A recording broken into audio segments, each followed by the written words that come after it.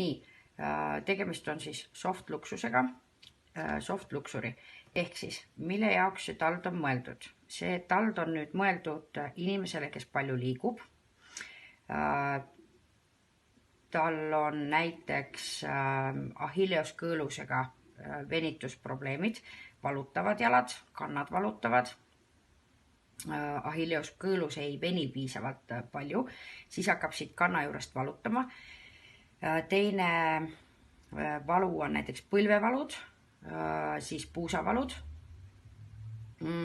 Aga kaar on tal nagu normaalne, et täiesti selline normaalse kõrgusega, aga samas on jooksmisel, näiteks kui ta on kõva sportlane, siis jooksmisel hakkab väga alt valutama, eks ju, siis see on siin hästi tugev ja võtab siit selle vedrustuse vastu, ehk siis selle põrutuse siit võtab vastu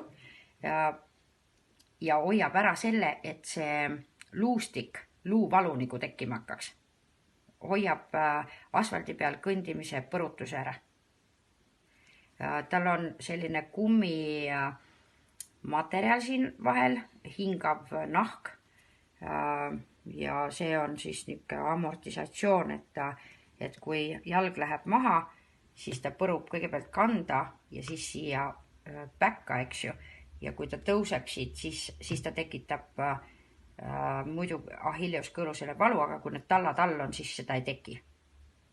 Hästi hea pehme materjal. Et see on siis millistele probleemidele, ehk siis probleemidele, kui jalad valutavad ja aru ei saa, kust kohast valutab.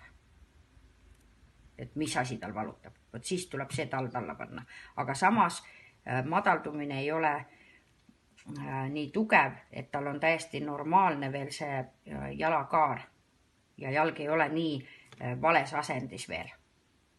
Selline vanusegrupp võib olla 18 kuni 35, kellele need oleks sobivad.